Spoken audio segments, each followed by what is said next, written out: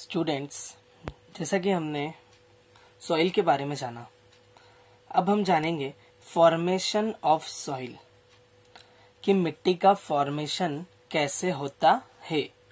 Soil is a renewable resource but the process of its formation is very slow. जैसा कि आप सभी जानते हैं, मिट्टी जो है वो रिन्यू हो सकती है, रिन्यूएबल रिसोर्स है, लेकिन साथ साथ ही जिसका फॉर्मेशन है, विस्तार है, वो बहुत स्लो होता है। मतलब कि सालों में मिट्टी रिन्यू होती है, कई वर्षों में मिट्टी की परत एक बार क्या होती है, बदलती है। It takes hundreds of years in the formation of 1 centimeter thick layer of soil means in the formation of 2.5 centimeter thick layer more than 1000 years will be required। मतलब कि हजारों वर्षों में एक बार 1 सेंटीमीटर, हजारों वर्षों में एक बार 1 सेंटीमीटर मिट्टी की परत बदलती है, और वापस एक बार होने पर 1 सेंटीमीटर होने के पश्चात उसको 1 साल और लगता है उस परत के लिए। Plan surface is best for formation of soil. Plain surface is best for the formation of soil because least problems are created here during the formation. जैसे कि समतल भूमि है तो वहां पर मिट्टी का अपवर्धन जो है वो आसानी से हो जाएगा, क्योंकि यहाँ पर किसी भी तरह का हर्डल, रुकावट नहीं रहेगी, और आसानी से यहाँ पर मिट्टी क्या कर सकती है, अपना अपवर्धन कर सकती है। There are different factor which help in the formation of soil. तो उसके कारण ऐसे कौन कौन से तत्व हैं जो मिट्टी के अपवर्धन में उसकी मदद करेंगे। तो पहला है पैरेंट रॉक, चट्टाने, टोपोग्राफी सभी को पता है, क्लाइमेटिक कंडीशन, ये भी सभी जानते हैं कि जो जलवायु स्थिति है, which helps in the weathering of rocks, plants, animals and, थोड़ा कटा हुआ है, देयर रिमेन्स। और यही चीजें, यही कंडीशन जो है मिट्टी के अपवर्धन में बहुत ज्यादा मददगार होती है।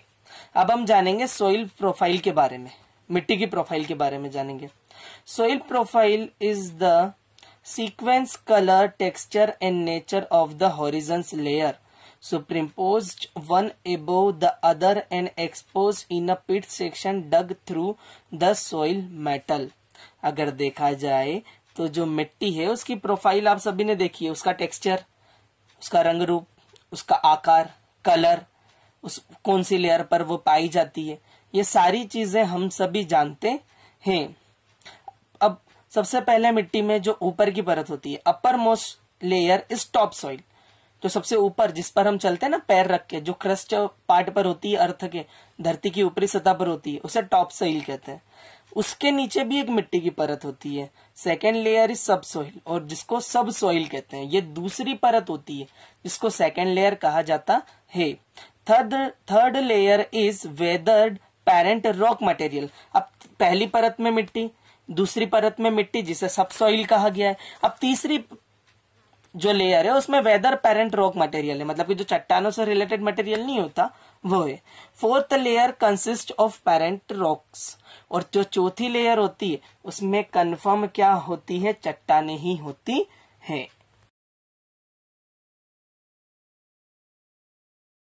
अब हम जानेंगे सॉइल की लेयर्स के बारे में।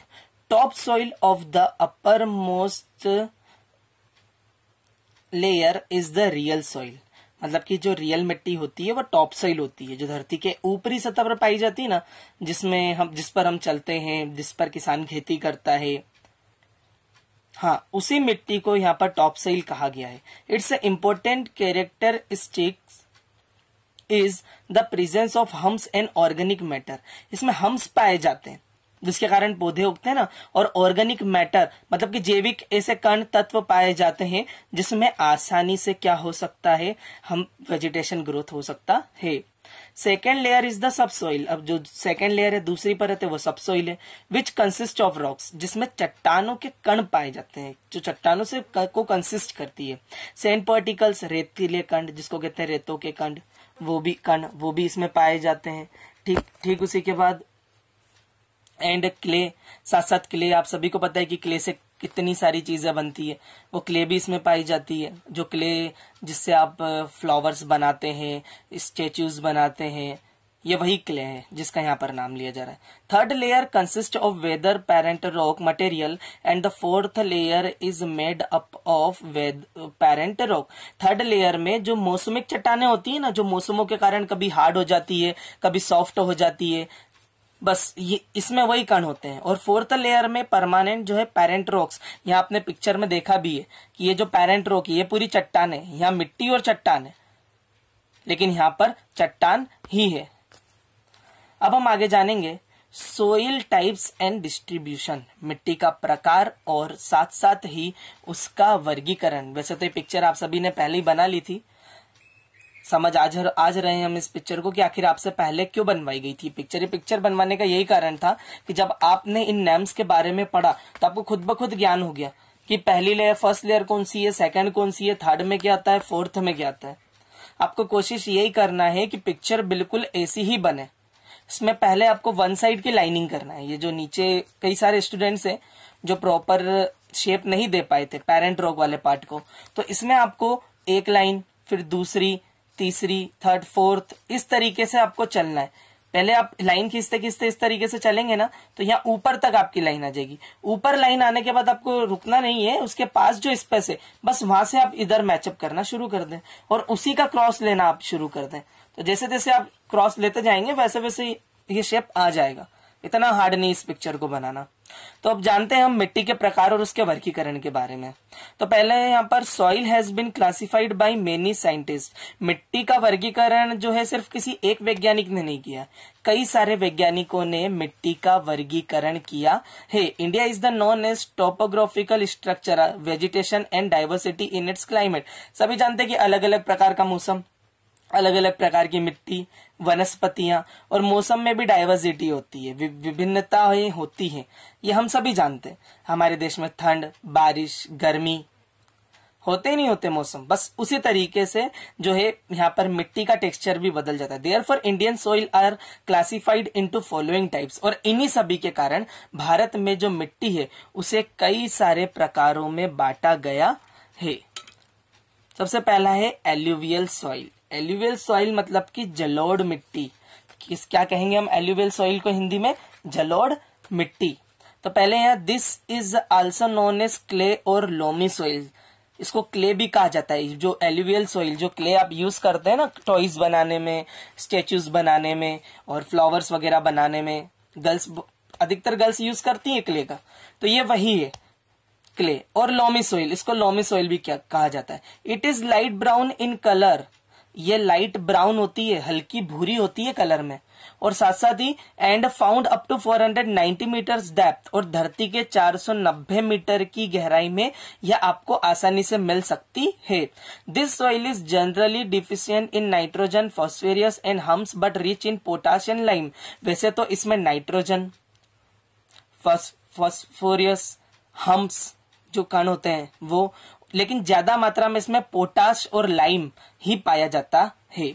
3 major rivers of India. Bharat की 3 मुख्य नदियां हैं ना, the Sutlej, the Ganges and the Brahmaputra, originating from Himalayas and their tributary transport the soil in India.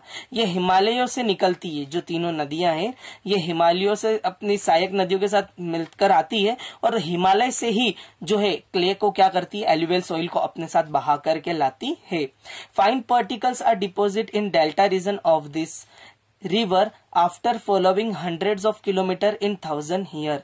इसके तटों पर कई सारे कण जम जाते हैं क्योंकि ये हजारों सालों से क्या हो रही है, लगातार बह रही है।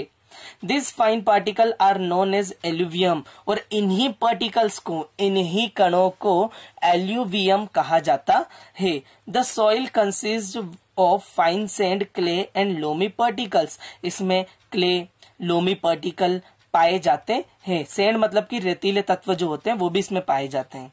This soil is found in large area of the country and is very important. ये हमारे देश के बड़े क्षेत्र पर पाई जाती है। लार्ज एरिया मतलब बड़ा क्षेत्र। एंड इज वेरी इंपॉर्टेंट, और ये बहुत ही ज्यादा महत्वपूर्ण होती है। It occupies 40% of total area of the country. ये हमारे भारत के 100% में से 40% भाग पर मिलती है।